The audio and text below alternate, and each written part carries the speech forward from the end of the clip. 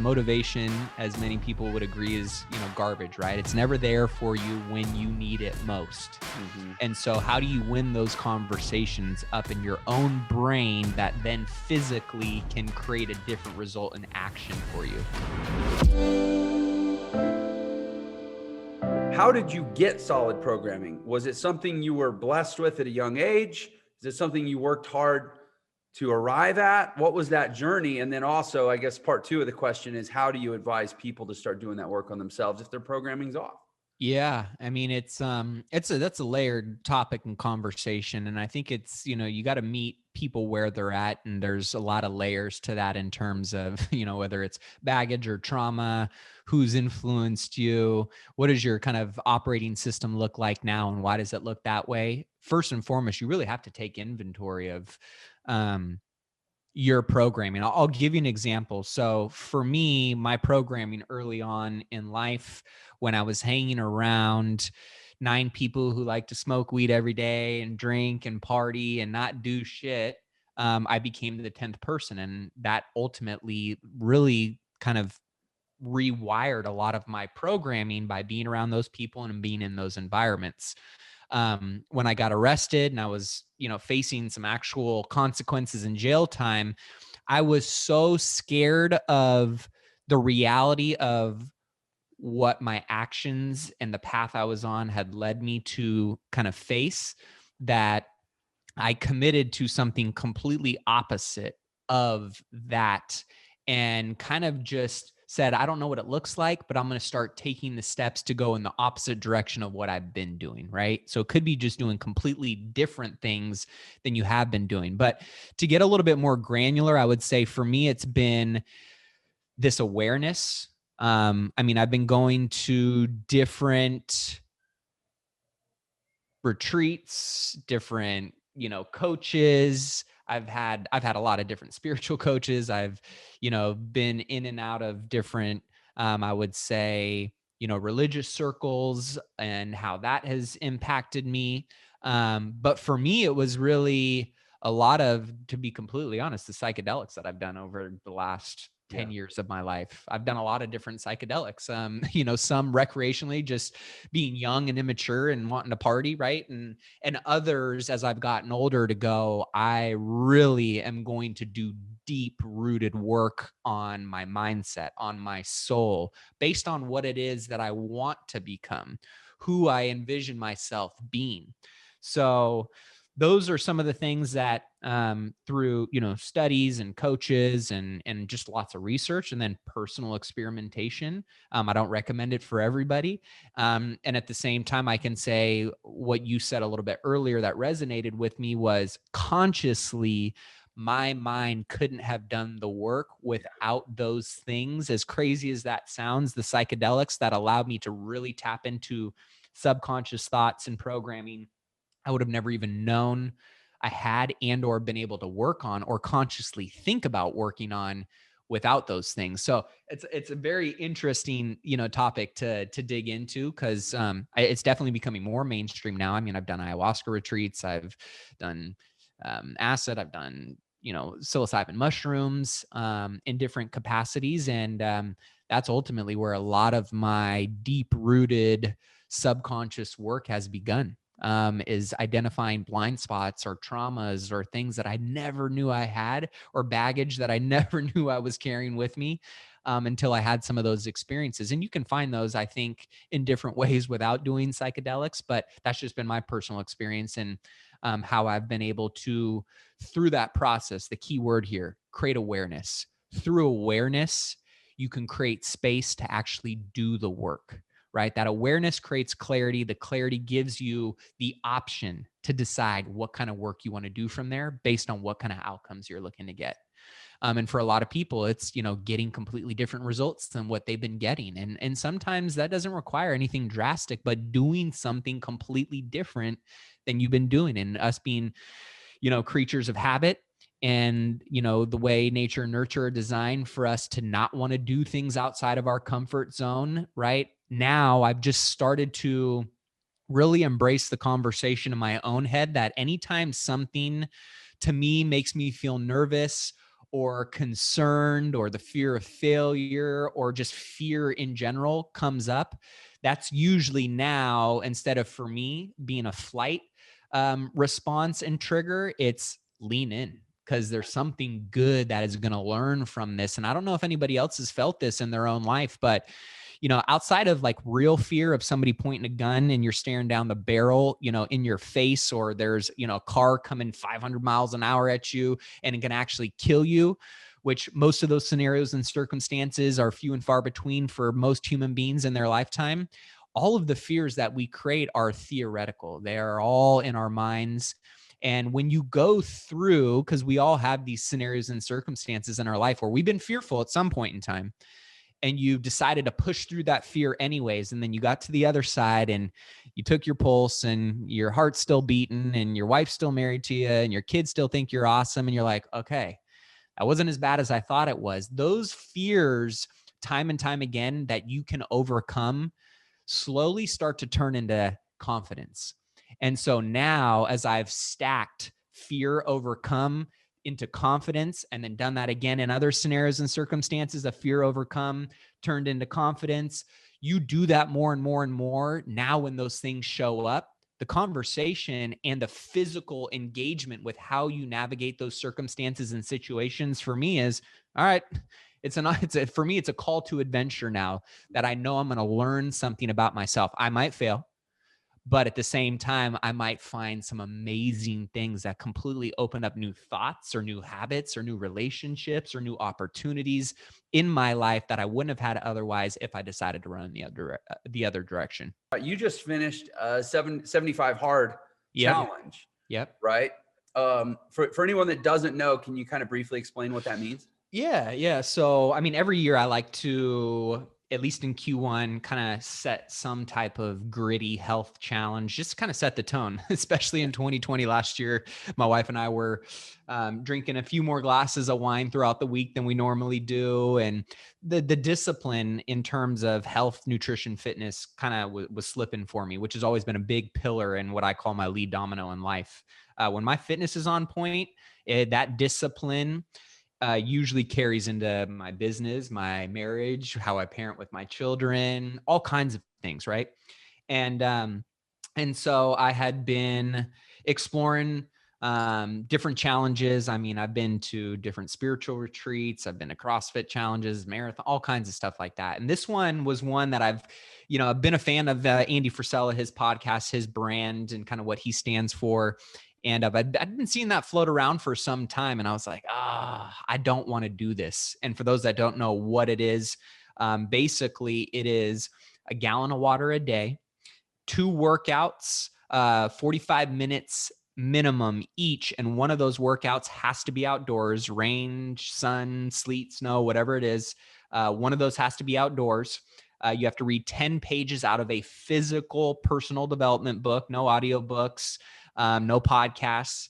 And you take a progress picture every day, and then you have to pick a diet, any diet you want to.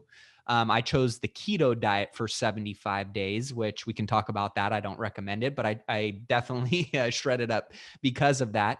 And you have to do all of those things every single day. And if you miss any one of those things, you could be on day 74. And if you miss one of those things, you have to start back over. So it's not just doing some of those things together, it's all of them together every day, stringing those wins along for 75 days straight. And that was I mean, there was a lot of takeaways, a lot of ahas. I'm sure we can talk about some of those, but for me, kind of going back to what we talked about earlier, is I know I'm a much better and more intentional and purposeful person when my health and my nutrition are at peak, state and performance. And anytime I feel myself slipping in those areas, I see my performance slip in other areas of my life as well. And I rationalize excuses, and my rhythm and my routine start to slip, right, and get a little bit soft. And so that's why I started with the challenge this last year, in 2021, to kick off with 75 hard. And I mean, I'm feeling the most momentum personally and professionally that I've felt in my entire life, which has been kind of cool. That's awesome. And so Yeah, I want to talk a lot more about this. I mean, in fact, I'm telling myself, don't spend the entire show talking about this, Jeff, because I just get so into it, and for reasons we can discuss. But yeah, so from an accountability perspective, you if you stop or if you miss a day, you have to start over, right? Yep. And you mentioned taking a progress pic every day. Are you posting it? Are you somehow putting yourself on display? Some people choose not to. It's optional, right? Some people might be self-conscious and not want to put all their stuff out there. I chose to add that extra layer of accountability. So I posted every single day on my Instagram stories for 75 days straight. I also had an accountability group. I started with 30 people in the challenge. Only 3 of us finished flawlessly throughout the challenge. And then I also have a personal accountability group of guys. There's 6 of us. We've been on a call every single Wednesday for an hour for the last 5.5 years. And we review our goals every quarter and what those commitments are. So I was accountable to them. So that was that extra layer of accountability beyond just myself. One of the things that, he talks about in this challenge is at the end of the day, you're only accountable to yourself. You can sit here and, write out that you completed all of those things when maybe you knew you only read 9 out of the 10 pages, or you only had 120 out of the 132 ounces of water you should have had. The only person you're really cheating is yourself. And I think that's applicable in all areas of life, right? Is that word integrity is so important, whether it's in business, whether it's in your relationship with your spouse, whether it's upholding your word and doing what you said you were going to do with your children or with your employees or just to yourself. And so for me, that was a big thing that I was going to carry through. We all kind of find ways to rationalize excuses or why this couldn't happen or why it's not an ideal situation or circumstance. And how many times have we done that in so many different contexts of life? And so for me, it was really exciting to start stacking those wins of integrity and discipline and focus and just pure outcome driven results on top of each other every single day.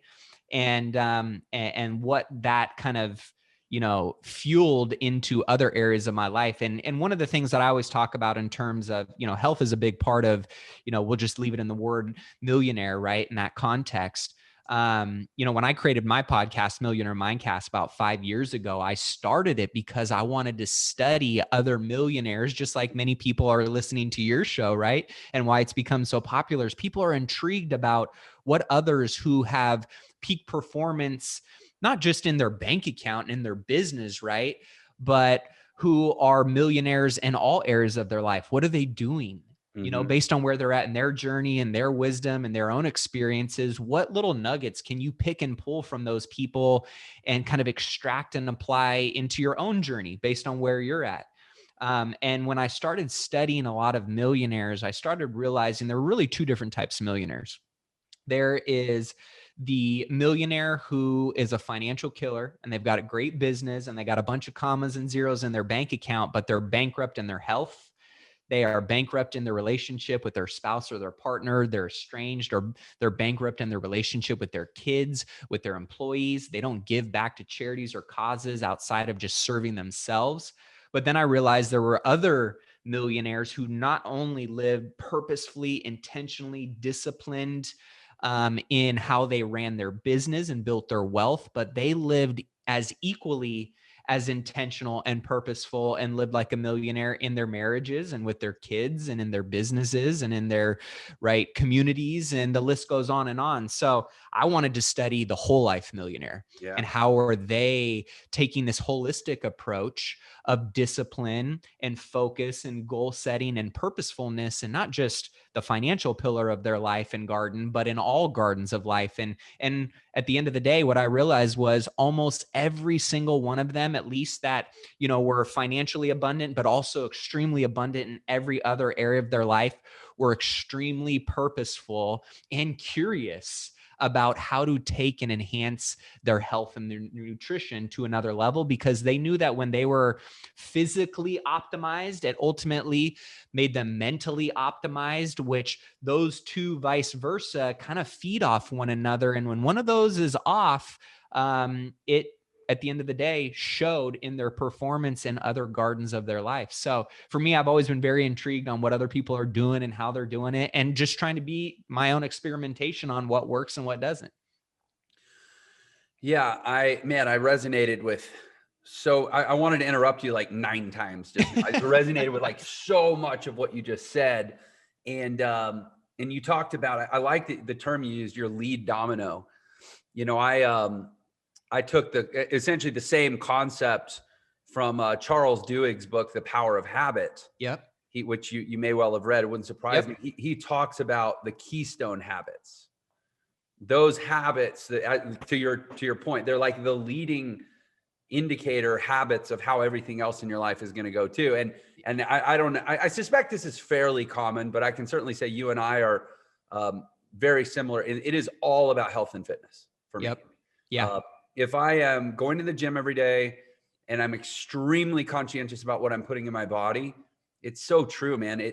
I even view it as like Dr. Jekyll, Mr. Hyde. Like, who am I going to show up as today? You know, if I eat well and I work out, I'm Dr. Jekyll. I'm a good man. I'm revered. I say revered. I'm respected. Yeah. I have the respect of my children. I serve them well. My wife, I'm a good husband. I show up well in my business. And man, if I let that slip, it's Mr. Hyde. Oh, You don't even want to meet that guy. Yeah. Yeah. Well, not only is there the external side of who you show up as to other people in the world, but the wars that happen up in here when you're not doing what you know you're capable of doing. And for those that can't see, I'm pointing to my head, the wars and the battles that we have in our mind every single day, you know, those are the things that ultimately, when I go back to like integrity, right? When I'm like doing what I know I should be doing at the level I know I should be doing it at, whatever the results end up being, I can live with that. But when I'm selling myself short and then I'm selling my employees, or I'm selling my kids, or I'm selling my wife, or, you know, anybody short of what I know I can bring to the table, then there becomes this inner friction and turmoil and battle that I have up in my head. You suck, you're weak, you can't, right? All of the stuff that we all know we shouldn't be saying to ourselves, but at the end of the day, we all do, right? And so when you stack those wins, and for me, you know, you said yours is your health and nutrition. I have two lead dominoes in my life. If my health and nutrition is on point, I'm that much more dangerous and weaponized in all areas of my life and my business. And when my relationship with my spouse, my wife, is on point, I show up as a better husband. I'm more energized. I'm happier, you know, going to work and all of those things, right? So I started playing around with this kind of, you know, and inspired by people like Tim Ferriss and other kind of life biohackers, right? That are always like trying to figure out what that next level of performance or awareness or clarity, right? Always that next level of 2.0 in yourself, your lifestyle, your income, your bank account, relationships, whatever it may be, right? That's just, as entrepreneurs, as business owners, of people who have big goals and dreams and aspirations, it's what we're always going to be designed to do. We want to know what is next, right? And so for me, I said, you know what?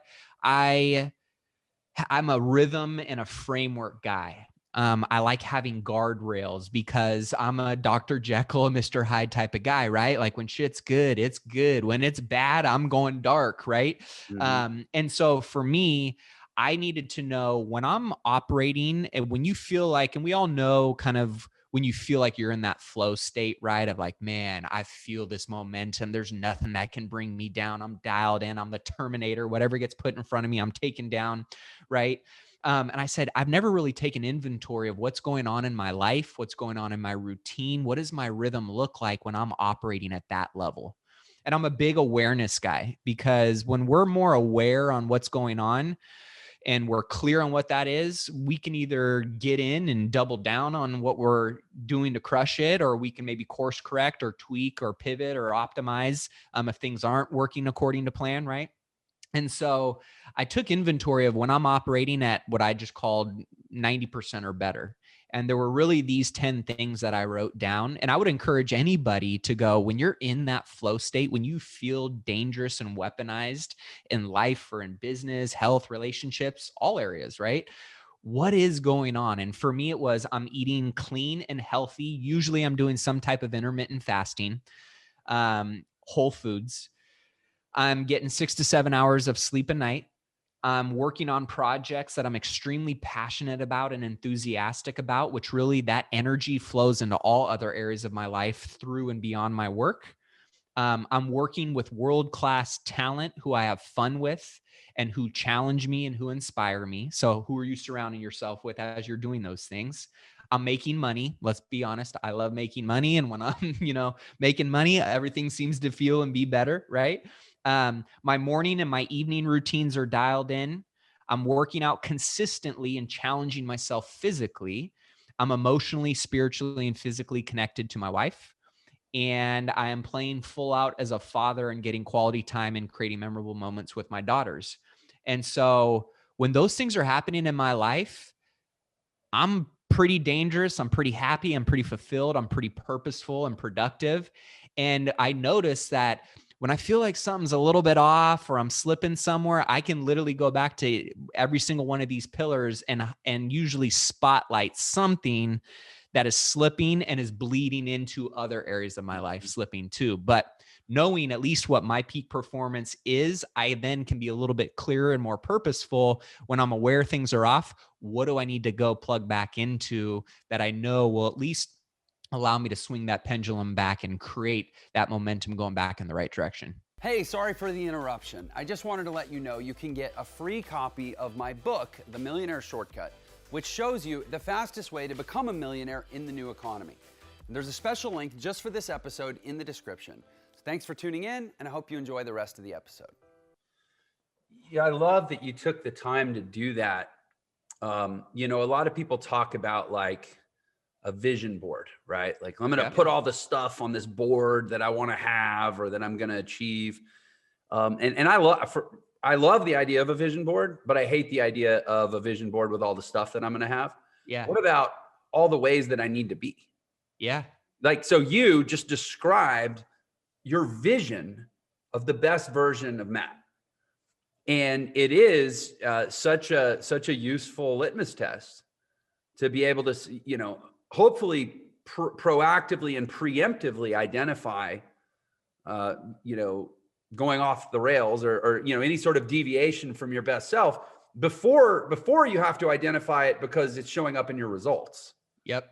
That's why this is so useful. You don't want to wait until you lost a relationship or never mind even lost, but until you're having a fight with your spouse or your business is suffering or there's nothing worse than looking at yourself and going, I can't believe I gained 5 or 10 pounds. Now I got to lose it. I got to do that work all over again. Right. You want to be able to identify it beforehand. And that's where I think having a vision of what what are the traits that define your best self? That is just so brilliantly useful.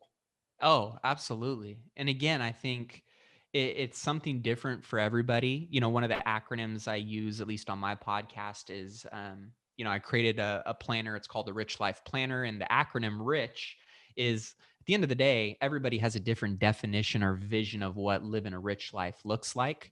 For me, it consists of these kind of 4 pillars, though. R in rich stands for relationship. So having very purposeful personal and professional relationships. I, having very intentional and purposeful plans around your income and your investments. So your active income and your passive investment vehicles.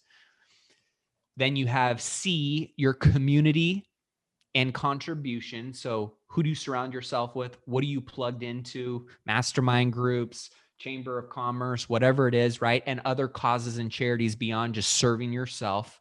Mm-hmm. And then H, health, mental, physical, and spiritual, right? And that can encompass a lot, but that's my definition of a rich life. And then obviously everybody under those categories can design different goals and approaches and intentions behind those things. But I like to use frameworks because life's complicated and there's so many different hooks and so many different distractions that are going to pull you in so many different directions all the time.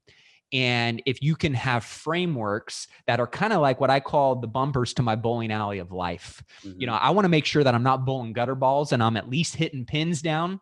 And when I'm in the zone and I know what I need to do in terms of my rhythm, I'm probably going to be hitting strikes and spares here and there.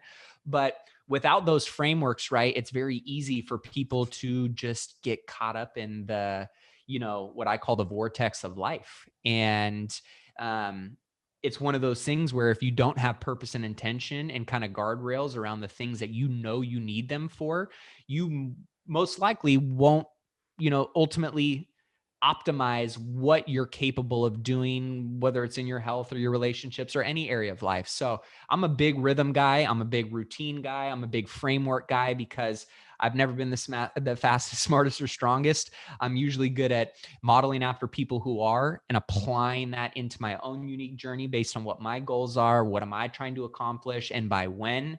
And then from there, I can kind of reverse engineer with those frameworks, the best routines, the best goals, the best resources that are all aligned and congruent with that. But you got to be clear. And like you said, there's got to be that awareness around what it is that you're actually going after. And then what is the best, plan and accountability that you can bake into that for your own life. So that way you're building those stepping stones, or what I call the breadcrumbs of life along the trail that you can keep following to get to your destination. It's not going to be flawless. We're all, flawed human beings. But if you can give yourself those guardrails and those frameworks to plug into, you're going to have that much more likeliness of succeeding at what you're trying to accomplish. I mean, obviously I've done, I don't know what episode this is, like 150 plus episodes of my show. And I really started it for much the same reason you described, just let me meet as many successful people as I can, so they'll rub off on me basically. Mm-hmm. And I will say that, it's not one specific framework, but it is absolutely having a framework. Yeah. Or, where you sort of establish your definition of a fulfilled life, and then you build a model that you can consistently gravitate to. Because like you said, daily life is messy and chaotic and distracting and confusing, and we get tired, and it already has to have been thought out ahead of time. Yeah. Or else we're not going to do it right in the moment. Yep. And I will say that, I mean, that is at least based on 150 data points, it is a universal truth for really successful people. We've all taken the time to figure out, and I love what you said about there's two kinds of rich people or two kinds of millionaires. When you said that, I wrote down, there's people who make money the most important thing. Yep. And then there's people who make excellence the most important thing. And I think that's my language. I'm fixated on the word excellence, and it's that latter camp that you're talking about. But those people, I would almost challenge anyone to find one of those people who isn't operating off of a fairly simple framework. Yeah, you're spot on. I know one of my mentors, Jeff Hoffman, he always says, don't chase money, chase excellence. The excellence chases the money, right? Or the money chases the excellence. And so, for me, I'm not the sharpest tool in the shed. So I like to create very simple frameworks. I'm an executor. I work hard, right? So those are a lot of things where I'm not the LeBron James who's, just got that natural God-given talent. I have certain God-given talents, but at the end of the day, there are a lot of other things holistically that make up this whole package of life for me. And so I try and surround myself with people that are way smarter than me. And I've just always had the belief in myself. One of my early mentors told me, if you want to be successful in life, all you have to do is be dumb enough to believe in yourself every single day and smart enough to take action on those beliefs. And so for me, I've just had a lot of failing forward moments in my life. And I've had a lot of, how do I check my ego at the door and get better from whatever these results are telling me, right? And if it worked, great. Let me double down and figure out how to, get there a little bit quicker, a little bit more efficiently, and a little bit more effectively. And if I lost, well, what are the learning, lessons in this process that I can use to what I call weaponize myself, right? I've learned way more from my failures and my losses than I have of all the wins, right? And so when I look down at my kind of tool belt metaphorically of life and those lessons that I've learned, it's usually been the tools that have been added on there have been from the dark times and the challenging times. You know, I got expelled from high school. I got arrested in college. I, probably wasn't supposed to be successful according to a lot of the people that knew me early on in my life. And yet it was just being curious enough to continue asking quality questions, and based on what my goals were and what I was looking to accomplish, continue believing in myself and just taking action on it every single day, and being aware enough to look at and reflect on the results or the data, the feedback that's being given to me, and make little adjustments over time. Because when you think about it, whether it's wealth or it's a successful marriage or partnership, business, whatever it may be, the best things are always made in the crock pot. And the crock pot has a lot of different ingredients that take time to come together and create that dish, right? Like you can go and put something in the microwave and get it like that, but at the end of the day, it's not really going to be that great. It's not going to be that worthwhile. And I look at that in terms of everything that's worthwhile in my life.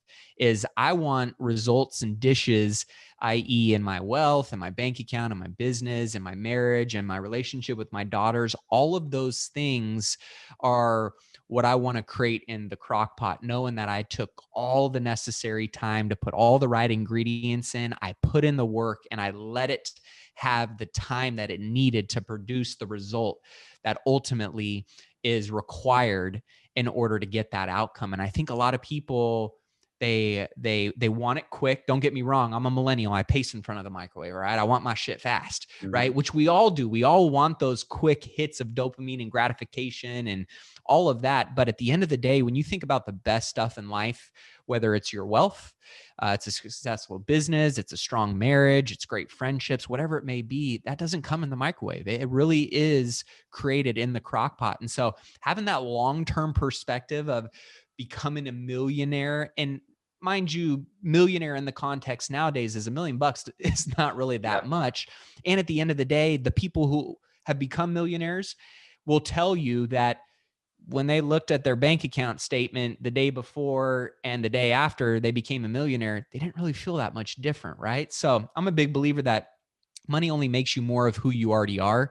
And it's just going to give you more of a platform and a spotlight to truly exemplify and enhance those qualities within you. If you're a good person, you're going to use your money and your platform and your brand and your opportunities to go and make an impact and to influence people and to create a better life for yourself and for your family and other things that you're passionate about.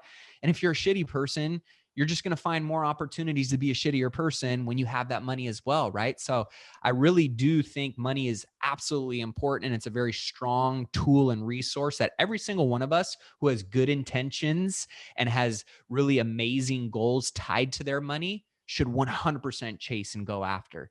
And it shouldn't be demonized, and it shouldn't be this bad negative thing that oftentimes we've seen and heard for many decades and years, whether that was through parents or teachers or grandparents, or in the media, right?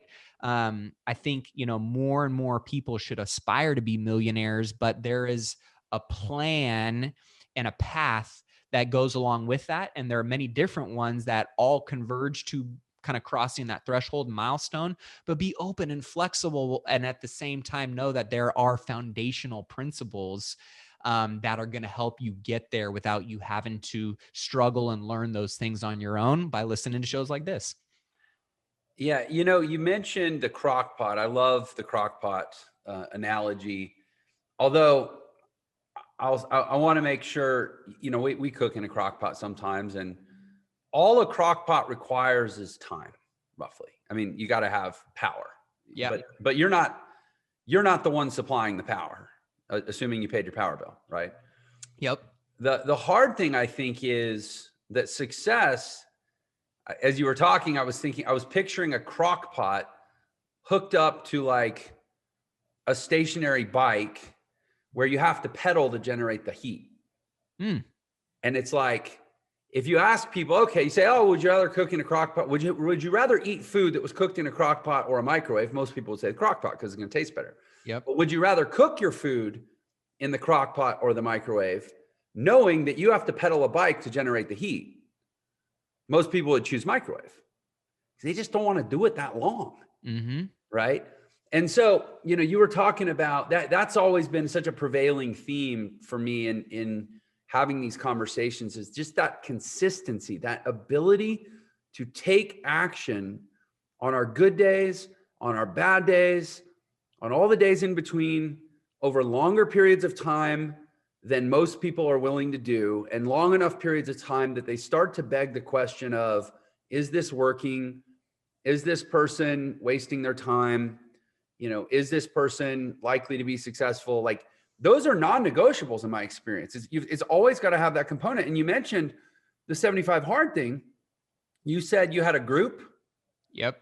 And how many people started and how many people finished? A little over 30, and we had 3 finished, so less than 10% finished. Yeah. So when I started my business, Entre, I was doing a presentation. I was speaking at a marketing conference in September of 2018. And I told the audience, and I had I didn't have a podcast. I didn't have a social media presence. Nobody really knew who Jeff Lerner was. And I told the audience, I said, I'm going to take however long it takes, and I'm going to learn what to do. I'm going to become a student of Instagram and Facebook and YouTube, and I'm going to start putting out content.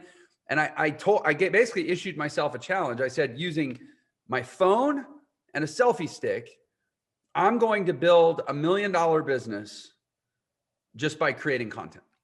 And I said, who would like to do it with me? And there were about 50 people in the room. Virtually every hand went up. And long story short, I ended up selling a program. I think it was like $1,000 or something, where you could live with me not live with me physically, obviously, but you could be with me in a private Facebook group where we would hold each other accountable. I would encourage you. I would tell you everything that I learned that day. Every day I would post a video that's like, okay, today I learned this about the YouTube algorithm, or I learned this about Instagram, or I had this idea for how to create more content or how to edit my content. And it was just like, you can hitch your wagon to me and I will lead you on this journey. So let's say I had 40 people in the group, and the original mandate was, we're going to do this for 90 days. And I said, I'm not going to stop, but let's at least target 90 days as our starting point. By 60 days, all but one person had quit making. And all you had to do to stay in the group was make one video and publish it every day. Wow. Which you can do in 5 or 10 minutes. Yeah, right. After 60 days, all but one had dropped out. Shortly after the 60th day, that one remaining person dropped out. And I was alone. So I canceled the group or whatever. And that was 2.5 years ago. And I've basically, doing that, built one of the biggest education companies in the world, and everybody else quit. Yep. And it's like, it's that same thing you're talking about. It's like, why? Maybe you can speak to this. Why is it so hard to do the right things consistently over time? Well, that's it. Why is it so hard to do the right things consistently over time? Yeah. Any thoughts? I mean, we're going to win a Nobel Peace Prize if we solve this problem, because the world's going to be a lot better of a place if we can crack that code for most people. I mean, I think, one of my early mentors told me that repetition is the mother of all success. Mm-hmm. The people who have the ability to do the monotonous, boring shit every single day, whether you want to do it or not, right? Because motivation, as many people would agree, is, garbage, right? It's never there for you when you need it most. Mm-hmm. And so how do you win those conversations up in your own brain that then physically can create a different result in action for you? One of my favorite analogies or acronyms is called POINTFAR, PTFAR. And ultimately it is your P is your programming, your subconscious mind, right? Leads to your T, thoughts. Your subconscious fuels your conscious. Then your F, your thoughts lead to how you feel about certain things. And based on how you feel about certain things, A will inquire you to act a certain way or not. And then based on those actions or lack of actions thereof leads to your R, results. And based on your R, it reaffirms your programming.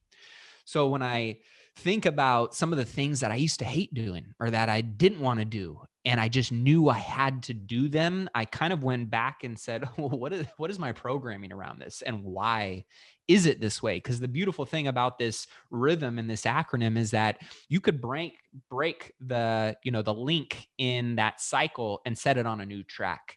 So if you think about all the areas of your life that maybe you're struggling with or challenged by certain opportunities or activities or commitments or whatever it may be, I'd encourage people to, you know, think about their brain, their subconscious mind as a filing cabinet that you've been filing shit away in for years and years and years and years. And you really need to take inventory of what's in there and then how is that serving you. And if it's not, the beauty is you can literally make a change in your life just by making one simple decision that is completely different or opposite than what you have been doing and what has been yielding you those results. So again, I'm a big tweaker and tester. I like to start with something small. What is one simple thing that you can do every single day that swings the pendulum in a different direction? So for a lot of people, right, if it's I struggle with food, well, then remove all the shit out of your cupboards that is temptation for you and set yourself up for success. If it's, I need to get better physical exercise in my life, well, what's one thing you can do every day? Go for a 30-minute walk outside, right? So thinking about little things, don't make it so big and so overwhelming.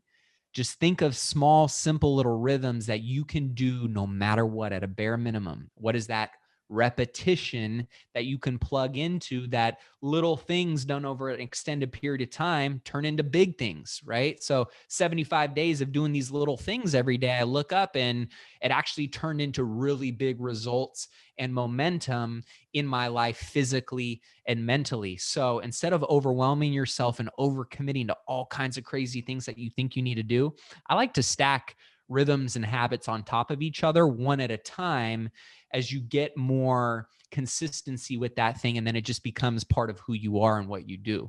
It's kind of like breaking through whatever ceiling you feel like is hanging over your head and making it your new floor and your norm of just what you do, how you think, how you act by very simple routines. So I think that's something that people could probably take inventory of and look at habits that aren't serving them and what's one habit that they could incorporate in. But when you look at, you know, anything in terms of going back to the context of the crock pot, anything that's worthwhile having is going to be something that is usually probably a pretty simple answer or framework.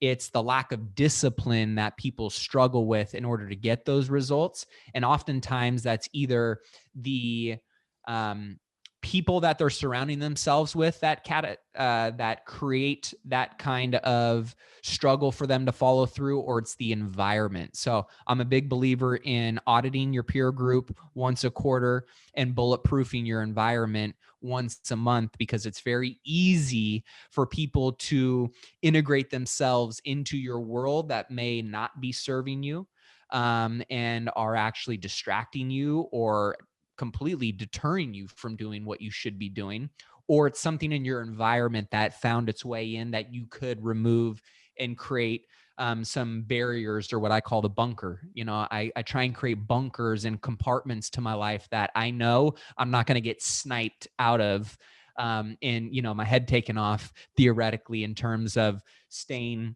focused, dialed in, and consistent with the stuff that I know I need to. So I'm curious about these experiences. You mentioned an ayahuasca retreat. Obviously, there was some sort of a guidance in a retreat. Correct. There was a leader or a Uh-huh. facilitator or something. Has a lot of that been sort of self experimentation, or have you, you know, gone to places where there was a facilitator or a more experienced guide to kind of steer you? Um, Early on, it was more self experimentation. And I would say, you know, in my late 20s, early 30s, it's all been very um, professionally moderated, you know, above board, right? Doing it the right way to get the Right. most out of the experience. For me, it's not just a party and like, oh, you know, I'm going to have fun with my friends and, you know, see some cool things or create some fun memories, which is great. But for me, it was, if I'm going to do these things, I'm doing them to get real, tangible, Mhm. deep seated results and growth out of it, not just to have a fun time. So, like in the ayahuasca retreat, I mean, there is a process leading up to it in terms of a diet, in terms of the work you have to do, in terms of the stuff you have to read and research to even show the shamans and the facilitators that you are ready to go and do this work.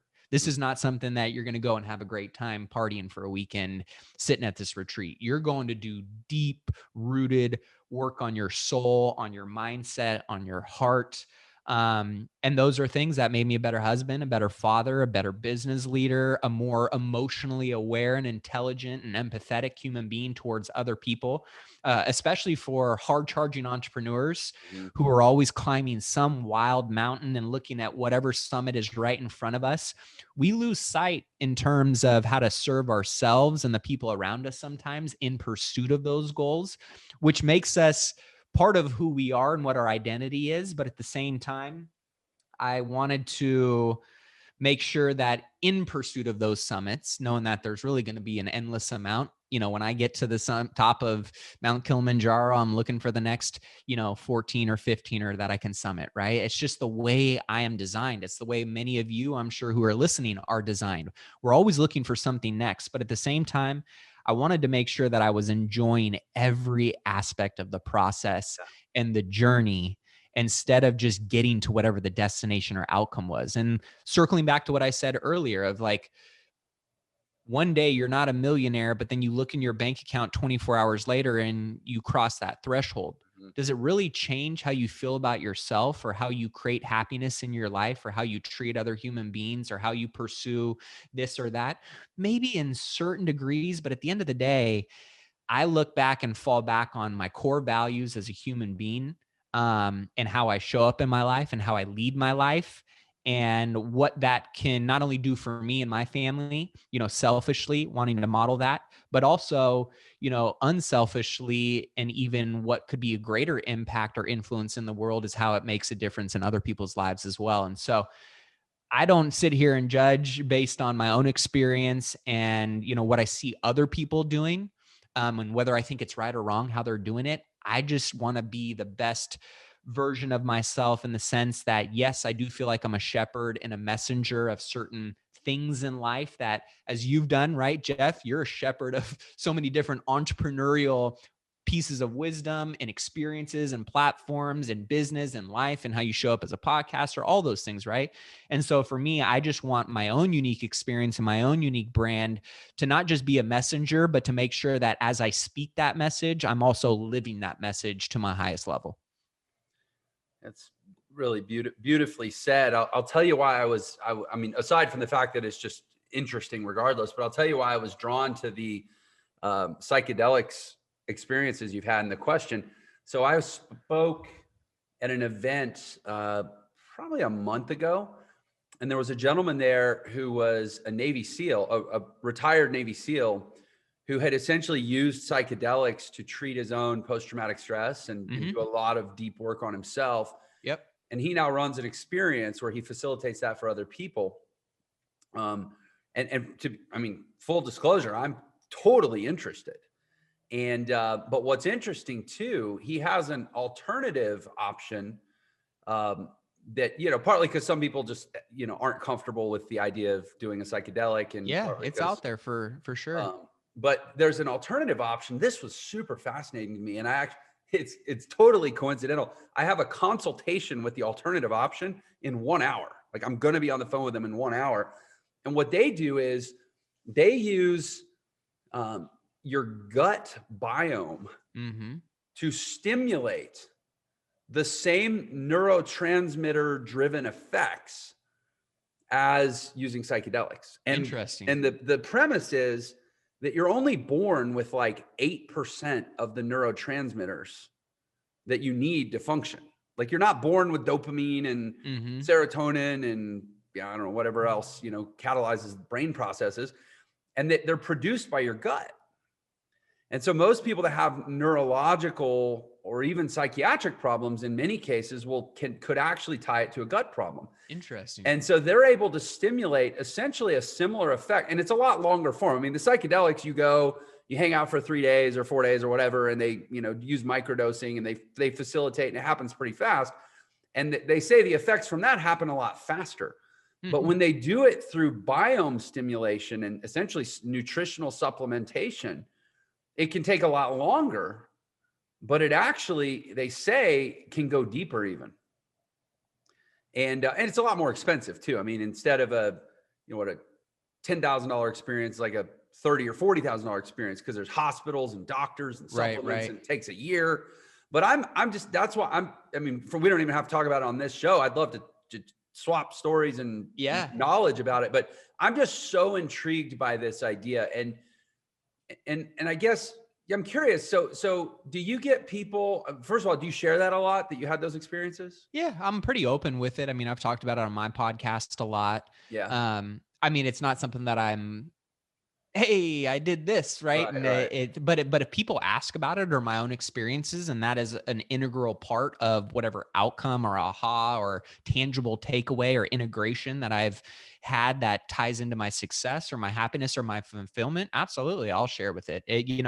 I've always been one of these outside of the box thinkers Yeah. and people, so I'm okay with people kind of giving me the the crooked stare and like, really, that's kind of out there and crazy. And I also think part of one of my gifts is to make it seem normal. Yeah. Like, I'm not some crazy dude that is rolling around with a hula hoop and living in a van down by the river, and and if that's what you are and what you want to do, cool, that might be your definition of your rich life too, but it's not everybody that does that is that type of Mhm. person, right? And so I know a lot of people who have done a lot of transformative work using microdosing or using psychedelics in very controlled, responsible, research driven environments that are normal people like you and I. They have families, they've got killer businesses, they're part of charities and make a big difference in their community. And they're not just some person that you might associate with the taboo of psychedelics that many people have seen and felt for many years, and what narratives have Yeah. surrounded those communities, right? So I do openly talk about it because it's part of who I am. It's part of my journey. It's part of what has allowed me to be more empathetic and more intentional and more purposeful as a father and as a husband, as a human being in general. And I think if I can share those aspects of my unique journey and it makes one little difference or help somebody else in that process to either explore something that they wouldn't have given themselves permission to explore otherwise, um, that's something that I'm responsible to do. And so that's why I like to talk about it, because I mean, I've had some pretty wild and trippy experiences. And at the end of the day, I'm still a very purposeful, hard charging individual that I don't feel like I've lost any aspects of who I am or lost an edge. If anything, I've 2.0'd who I am. I've put more tools on my tool belt. When you put in the work on yourself mentally, or you put in the work on yourself physically, this is the beauty of doing the boring shit that 99.9% of the planet isn't willing to do over an extended period of time, is the pure, simple, driven fact that no one, absolutely no one or nothing can ever take that away from you. Yeah. And so for me, I find peace and solace in the fact that I put in the work, man, and nobody else can take that away from me. And whatever you want to say or what judgment you want to maybe throw or cast at me, shit, I got Teflon skin. That doesn't bother me anymore because I put in the work on myself to know who I truly am and how I show up in the world. And that might resonate and align with a lot of people, and it may not. And I'm cool with that now, versus early on in my journey when I didn't do the work or I felt like an imposter. Well, a Mhm. lot of those feelings and reasons were warranted and justified because I didn't do the work. And so that's where I just encourage anybody, no matter what outcome it is that you're pushing or driving towards, whatever that plan or that process looks like, it could be different for one person to the next to the next. But at the end of the day, whatever results you get, it's going to be purely driven on what work you really did put in. And the beauty is no Yeah. one can take that away from you. Yeah. And I feel like, there's probably a chance you'll get some results that you didn't earn just because, Yeah. like, crazy stuff happens, Yeah, sure. but I don't think you'll keep them. It's not sustainable. I think Exactly. the results that you keep are always the results that you did the work for. 100%. Couldn't agree Um, more. and I've seen it so many times, people getting to, what's effectively a next level of success for them. It's all relative, obviously. Sure. And as soon as they start to succeed beyond their level of personal growth and personal output, they will find a way to sabotage it. Absolutely. And the only, and honestly, I've come to a place, and you know, over the last couple of years, I've had what for me has been by far the most dramatic vertical rise and growth, and you know, everything that I'm trying to do professionally. I actually have a great, I don't want to say a fear, but I think a lot about, I would say I have great concern around, I don't want this to happen too fast, Yeah. because I need to make sure that I'm always ahead of the result with the work, or else I'll reach a point where I know I don't deserve it anymore, That's a great point. you And know? I think a lot of people know that, and that's where they self-sabotage themselves, right? And it is kind of that cooling of the temperature, the thermostat, right? And one of my favorite books by Gay Hendricks called The Big Leap. And what he uses in the context of our conversation, what we're talking about right now, is this term of upper limiting yourself, where you hit this limit that is a little bit higher than maybe you've ever been before. And we always find a way to cool ourselves back down. Yeah. And that is, at least in my opinion, something that every single human being on the planet is not exempt from. It's when you find yourself upper limiting yourself or Mhm. bashing your head up against a ceiling over and over and over again. You're like, why the hell can I not break through this thing? There's a very simple answer, and it oftentimes is always going to start in your mind, right? And what kind of conversation you're having subconsciously without maybe knowing that you're having that conversation. And so, really going back into that filing cabinet based on what area of life you might be banging your head up against that ceiling, and figuring out how you might be able to think or act differently that creates new results, that reaffirms new programming for you. And that's why I like that point for our model, right? Is you can really apply that sequence of things to any particular category of your life and experiment a little bit. And you might, try 2 or 3 different things and they just don't work, right? But you might tweak and optimize or pivot and try something new. And all of a sudden now there's something that's clicking that is more aligned or more congruent with the outcomes and results that you're looking for, which then ultimately are going to start building new, lines in tracks of conversation within your mind and in your brain that are going to serve you instead of keeping you limited to where you've been at, kind of treading water in quicksand for quite some time. Yeah. You know, the classic example that comes to mind when you talk about that is, you know, I'm sure you're familiar, the lottery winner outcomes, Oh right? yeah. Yep. 70%. And by the way, it's not just lottery winners. It includes people that get large insurance settlements. Professional athletes. Yeah, 70% of people who receive a large windfall of money from something that was based off of luck or chance, 70% are broke within 3 to 5 years. Yep.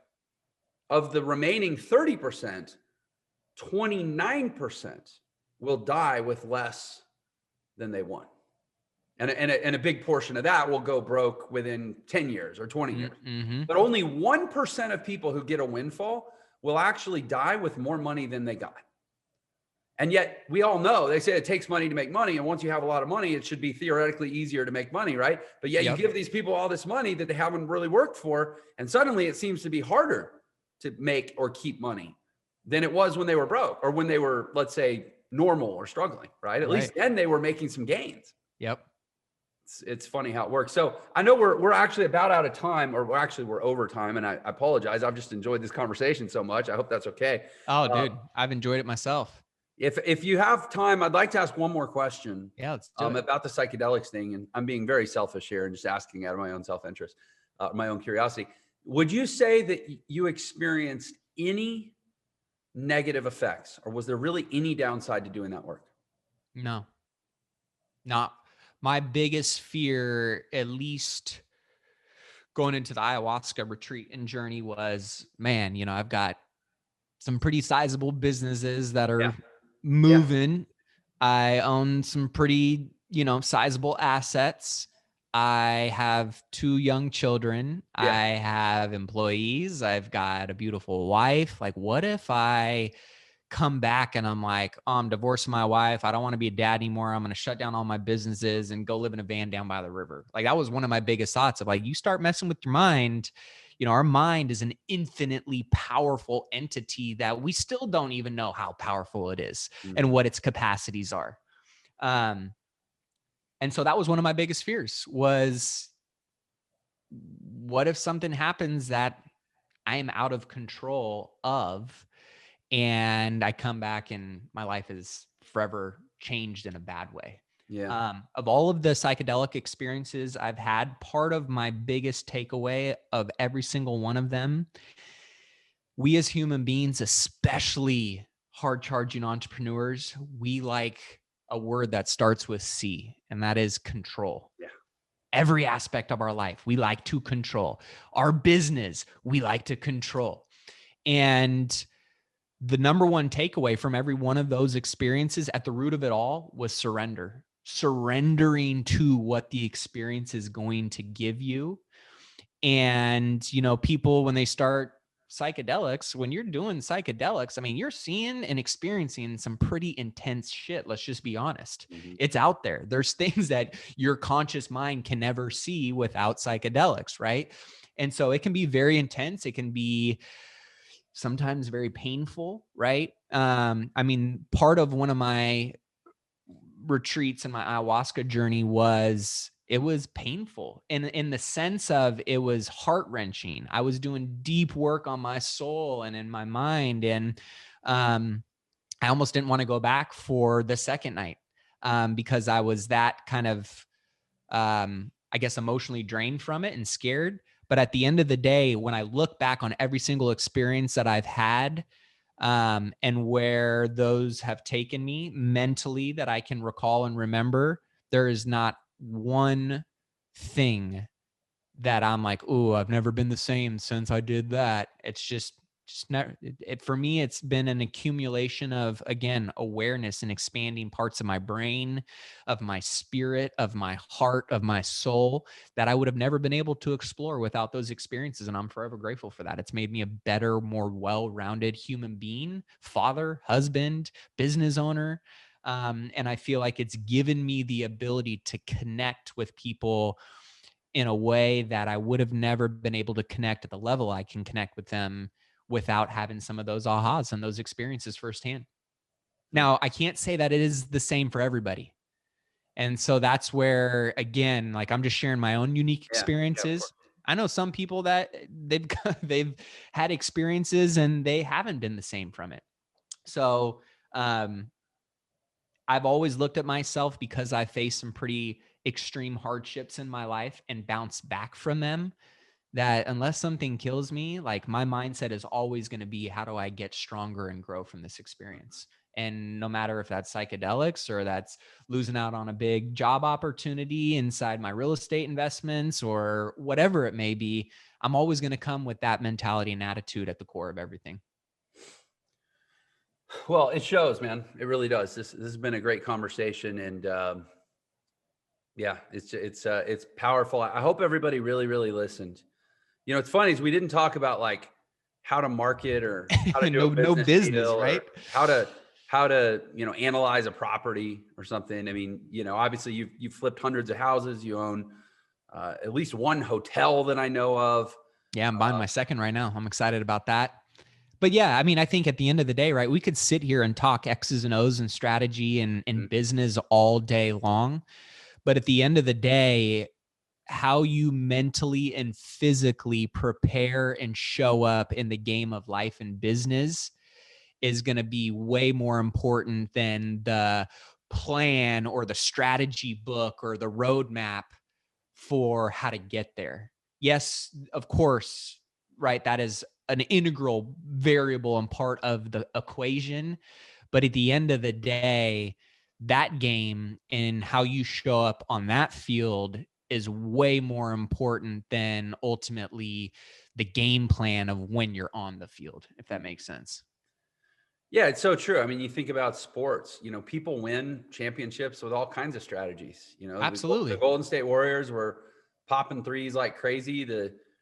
Detroit Pistons back in the 90s were just playing tough, gritty D and beating the hell out of everyone. And Michael Jordan was doing what he did. And, you know, the Lakers did it different. I mean, like the Celtics did it different than the Lakers, but like it's about the preparation. It's about the excellence, about the habits. Yeah. It's not about what plays you run. There's a lot of ways to make a lot of money. Yeah. I mean, Phil Jackson, you know, won NBA championships with triangle offense. Yeah. And He you've created got, something that nobody had ever seen before. that's what I'm Oh, saying, good. right? So there's so many different ways of going about it. I think it's knowing yourself, having a good rhythm of good routines and habits that you know you can consistently plug into. Of course, it's going to be who you surround yourself with and what environments you you know, are opted into or protecting yourself from. But ultimately, I look at the people who have the greatest impacts and also the greatest outcomes. And again, I'm not modeling to be like the guy who's a billionaire and his wife hates him and his kids Right. never see him and he's fat and overweight. And like, that's not the person I'm modeling after. And if somebody wants to model after that person, shit, go for it. That's awesome, right? If that's what you really want, awesome. But when I look at who am I allowing to speak into my life and what am I actually modeling after, not only just from a results perspective, but what's their reputation? How does their wife talk about them? What do their Yeah. kids think about them? Right? Do they do other things in their community outside of just serving themselves and making a shitload of money? Right. So I look at a lot of those things. And then based on that, you can pick and pull what you want to integrate into your own journey, knowing that, hey, your book and what you're writing for your story of life is going to be different than mine too. There's going to probably be some cool overlapping, you know, strategies or mindsets or habits or disciplines, but that's the beauty of this journey that we're on. It's unique to every single person. And the second you start trying to make your journey exactly like somebody else's is when you Mhm. strip yourself away from your own gifts and your own unique abilities and your own superpowers to actually create and uncover all of the amazing experiences that you're going to have and get to enjoy by following your path instead of trying to march down somebody else's exactly the way they did it. Amen. Be yourself. Everyone else is taken. That's right, man. This has been amazing. How can the audience go, speaking of journeys, how can they attach themselves to yours and follow along? Yeah, I mean, Monday, Wednesday, Friday, I've got the Millionaire Mindcast podcast. Been doing that for about 5 years. We're top 100 business podcasts in iTunes. So they can always check that out for content. I am posting pretty much every day on, you know, my Instagram stories at official Matty A is my handle pretty much across all my platforms. Or you guys can always text me at 844-447-1555.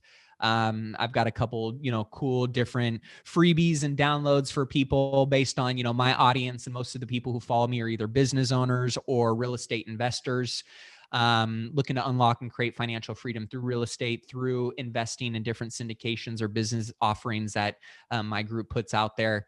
So you guys can always text me on that front. If you want my free real estate investing course, just text the word invest to that same number, 844-447-1555, and we'll be able to connect there. If you loved that episode, then you're definitely gonna love this one. Check it out. We all want to make money. What really drives us and the successful people that are doing it is it's the impact and it's the value we can bring. And we would do it whether we got paid or not.